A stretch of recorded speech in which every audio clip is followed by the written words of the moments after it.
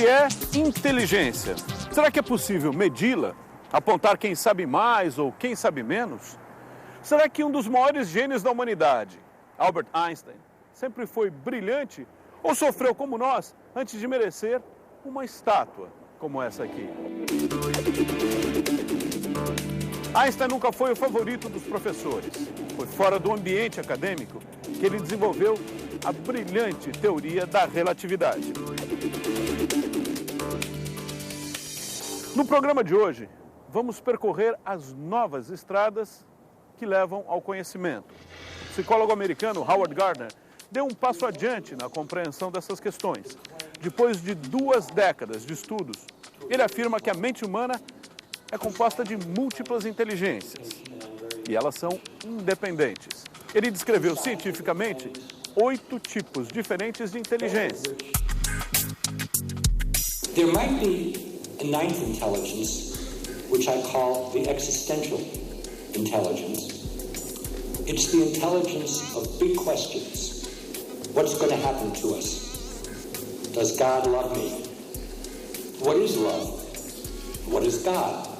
I think this is a useful concept, but I'm not certain because I would like to know whether there are parts of the brain which evolved to deal with questions which are too big or too little to perceive, these questions of existence.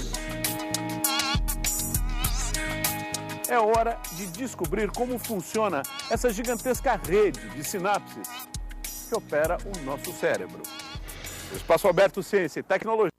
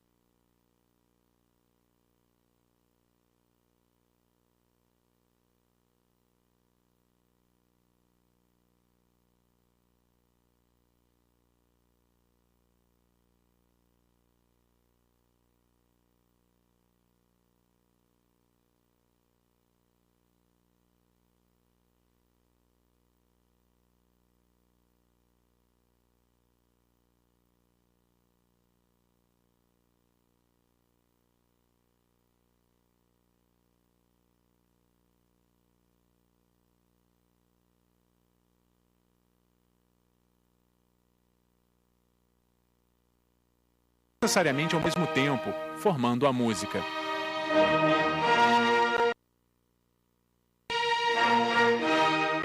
When most people think of intelligence, they think of it as a single capacity that people have some of, or a lot of, or very little of.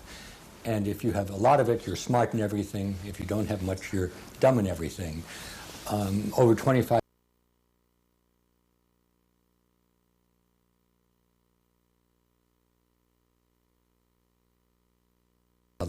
So you could be good with one intelligence. It doesn't predict whether you'll be good in other ones. So you might be very good in spatial intelligence, finding your way around, handling complex spatial environments. You may or may not be good with music. You might be very good in music. We don't know if you're good in understanding other people. That's the basic idea of multiple intelligence theory. Gardner identificou alguns tipos de inteligência. As principais são a lógico-matemática, que é a capacidade de lidar com objetos e abstrações, como os números, e solucionar problemas. A linguística é a habilidade de lidar com as palavras, ler, escrever e se comunicar. A musical é usada para compor, executar e perceber a música. A espacial está relacionada à visualização de formas, ao sentido de orientação e ao equilíbrio. A sinestésica, com o controle do corpo, movimento, destreza. A interpessoal é a capacidade de compreender o estado de espírito das outras pessoas. E a intrapessoal, de entender e gerenciar os próprios sentimentos e desejos. Há muitos anos, a estrutura física do cérebro humano permanece praticamente inalterada. O que muda de tempos em tempos é a maneira como nós usamos essa ferramenta extremamente versátil de acordo com as nossas necessidades. In any particular society, at any particular time, one intelligence might be valued over the other. Certainly, when we were living as hunter-gatherers, what I call naturalist intelligence, being able to know what to eat, what will poison you, what animals to pursue, which animals to run away from, was very important. That's not so important anymore. Nonetheless, I think our whole consumer society is based upon that naturalist ability of telling one sneaker from another, one automobile from another. Also, nowadays, when we worry about the whole survival of the planet because of climate change, global warming, the absence of naturalist intelligence, of being able to make distinctions in nature, can be very damaging. So yes, intelligence value goes up and down because of history and culture and accidents. How does it work at Mind? Each type of intelligence is controlled by a part of the brain? It all depends. Some tasks require that you use more than one intelligence.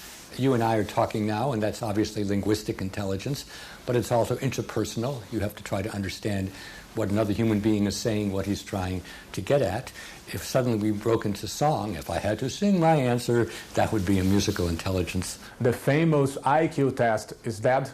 If you want to know how somebody will do in a certain kind of school, you can use an IQ test. But I'll tell you something much better than an IQ test: last year's grades. If I know how well you did in school last year, I can predict much more accurately how you will do this year than if I know your IQ. IQ tests are still valuable for certain purposes, but in my view, they don't begin to cover the whole range of intelligences. For example, we were talking about naturalist intelligence. There's nothing on the IQ test which talks about whether you can make distinctions in nature. Understanding of yourself, nothing in the intelligence test. So the more that we value these other intelligences, the more we would need to be able to assess for them. But do you think we have to have multiple intelligences tests? No. I think that if somebody is doing well, we should say a prayer of thanks and leave them alone. If somebody's having difficulty in school, then we want to understand why. If somebody's having difficulty at the workplace, you might have straight A's, perfect score in school, but when you're in the workplace, you could be a disaster, not working with other people. So we need to know what intelligences are lacking or need to be enhanced. How is it possible to apply your theory at education nowadays? Well, the theory has had enormous impact in education all around the world, much more than I ever would have anticipated. In the summer of 2009, we published a book called Multiple Intelligences Around the World, 42 authors from 15 different countries describing it. So it's had lots of influence, but the influence didn't come from me. I didn't say, because we have 8 or 9 intelligences, we need to do this, this, this. Rather, people took this scientific claim and they drew different educational implications. After 25 years, I think there are only 2 major implications of the theory. One is that we should individuate. That means we should know as much as possible about each learner and teach that person in ways that he can learn and assess him in ways in which he can show what he's learned. The other one is to pluralize. That means anything we teach, we should teach it in a number of different ways, because then you reach more students, because some learn more from language, some learn more from music, some learn more from role play, some learn more from humor. And also, any person who understands well can think about things in lots of ways. If you think about yourself, your family, your community, you can't just talk about it. You can make a drawing, you can act it out. And so individuation and pluralization, to me, those are the 2 primary educational implications. But in Latin America, one of the things we found is people use the theory as a way of democratizing schools, calling attention to more abilities, flattening the hierarchy, even trying to change society. That's nothing that was in my original mind, but if people want to use the theory for that purpose, that's fine with me. Lógica, criatividade, desejo, sentimento. Tudo isso reunido num só lugar de nome bem sugestivo, nave. O Núcleo Avançado em Educação é um projeto piloto que alia o ensino tradicional a tendências do futuro. O objetivo maior aqui do NAVE é uma educação interdimensional. A gente não visualiza o aluno somente na parte das competências de núcleo comum. A gente visualiza o aluno como um todo. O objetivo da escola é capacitar esse aluno como um todo. O aluno, quando está de manhã estudando história, ele está usando os elementos da história para desenvolver os games à tarde. E a gente também só acredita nisso num processo de horário integral. As crianças têm que estar o dia todo aqui na escola. Na sala de aula, tudo é diferente, a começar pelo quadro. O próprio quadro digital, né, através dessa caneta, ajuda muito a gente a fazer toda a programação de computadores. No primeiro ano nós estamos utilizando o software Scratch da MIT, já bem conhecido para quem ensina a parte de programação. Ele evita uma série de erros, é uma ferramenta interativa, é uma produção muito rápida, que existe um problema no começo da programação, da necessidade do aluno de produzir, e essa ferramenta dá esse retorno para o aluno. Cada aluno tem o seu próprio pendrive e trabalha sempre em grupo. No caso, lá no laboratório de programação de jogos, eles trabalham em dupla. Então, não é um destaque de um com o outro, não há uma competição. Eles produzem um produto único, juntos, em conjunto. E as aulas são sempre em grupo, né? Um tentando auxiliar o outro. Tem muita criatividade. Programar em si é a criatividade pura, né? Inclusive, os programadores brasileiros são considerados um dos melhores programadores do mundo, justamente porque nós temos muita criatividade. É interessante porque a gente, como diz o professor, a gente já nasceu nessa época já tecnológica. A gente já nasce sabendo mexer em computador e aparelhos eletrônicos. Às vezes até nossos pais e avós não sabem disso. Aí meu avô até pergunta para mim, ele não entende, eu vou lá, celular principalmente. E aqui a gente está sempre aprimorando sempre o nosso saber quanto a essa área. Difícil às vezes é saber o que é trabalho e o que é diversão. Inicialmente, no primeiro ano, a gente percebe muita distração, Orkut, MSN, quase uma competitividade mesmo com a aula, né?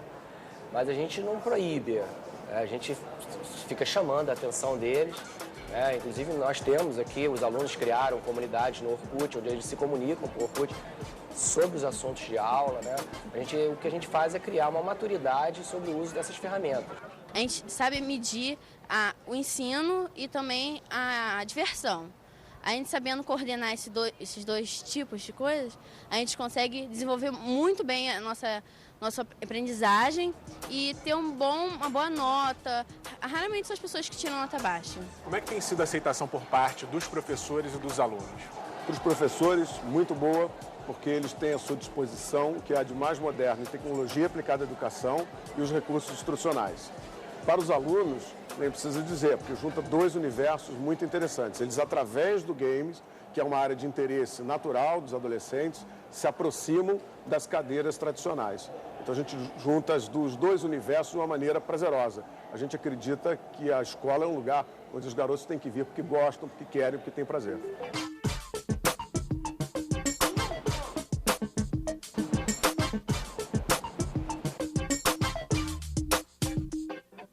This generation is a multitasking generation.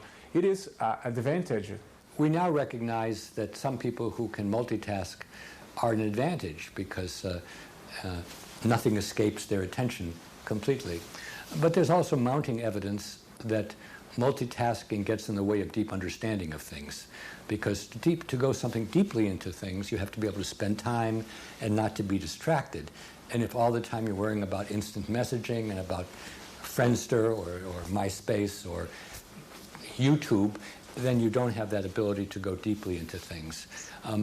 Nonetheless, I think probably people who can shift their attention rapidly and readily have an advantage now, which they didn't before the new media emerged. How can we apply your theory at work? Interestingly, as a teacher, I haven't made that much use of my theory because I work with graduate students and their job is to write a thesis, and there's not that many ways to write a thesis. But at the workplace, I make use of the ideas a lot. I used to think that the goal of the workplace was to find people just like me, and now I think that's a waste of time. I do what I do, so I try to hire people who have different kinds of strengths, and I try to put them together in ways that complement and balance one another.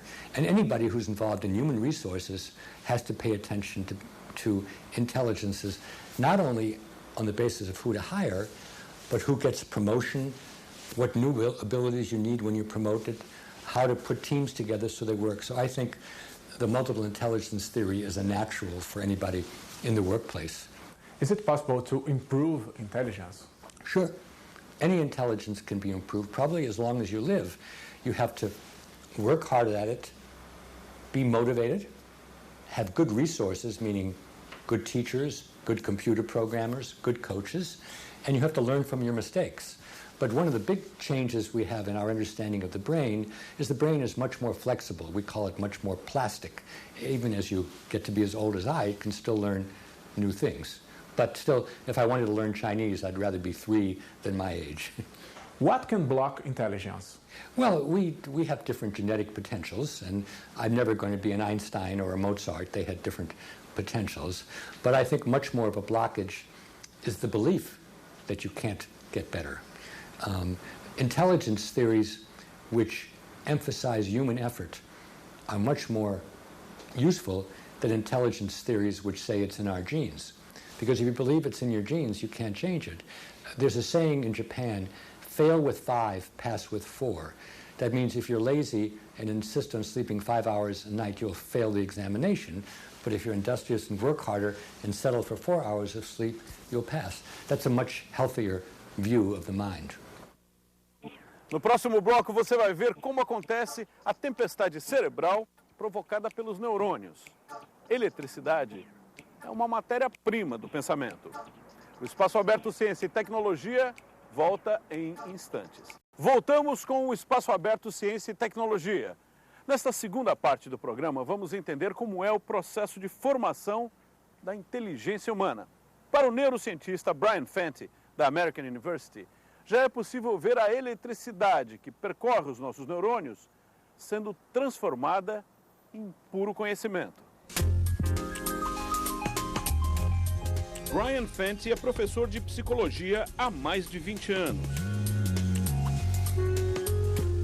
As pesquisas acadêmicas que ele lidera na American University se beneficiam da longa experiência prática que ele tem em psicologia clínica.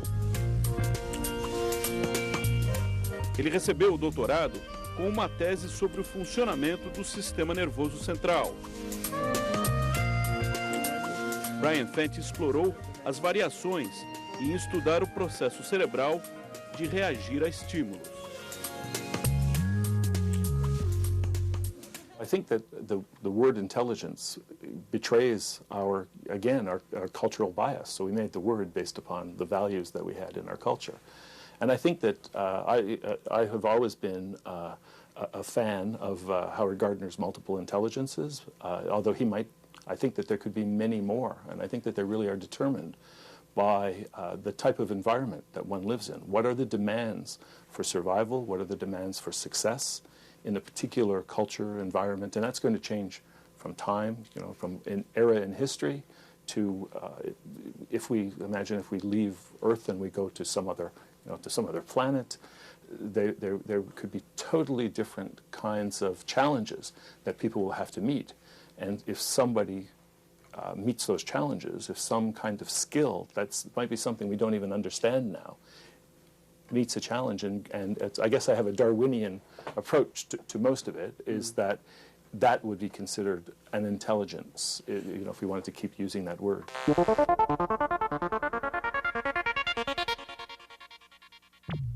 That our neurons are constantly rewiring themselves.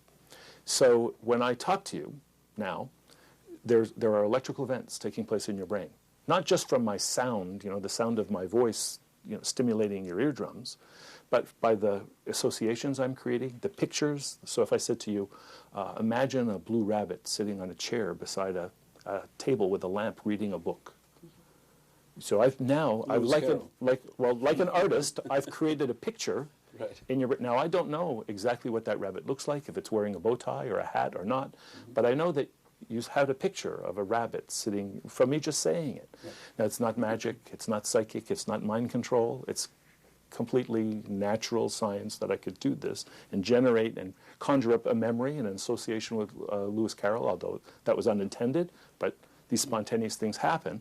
These are all being done by your neurons firing up. And so rabbit has, there's like a cognitive, a neural net that's associated with rabbit that overlaps with white and fluffy and maybe Easter or Lewis Carroll. But so that blue, yeah. Right. So it had to be something sort of more odd, right? So more autistic. So those connections, that changing of pattern in our brain, also will change our subsequent thinking. It'll change our subsequent behavior. So you have kind of an environment through the nervous system, through our molecular biology of the nervous system, having genes activated, which rewire our brain. It's like a big ball of imprints. It's exactly, yes. Você viu no programa de hoje que não é fácil medir a inteligência. Ela varia de acordo com cada um. Todos nós temos uma mistura singular dos vários tipos de inteligência, o que torna a questão bem mais complexa do que dividir a humanidade entre inteligentes e limitados. Quer saber mais? Entre no nosso blog. O endereço é g1.com.br/globonews. Lá você vai encontrar vídeos e informações exclusivas. Participe, critique, deixe sua contribuição e faça o programa com a gente. Até a semana que vem.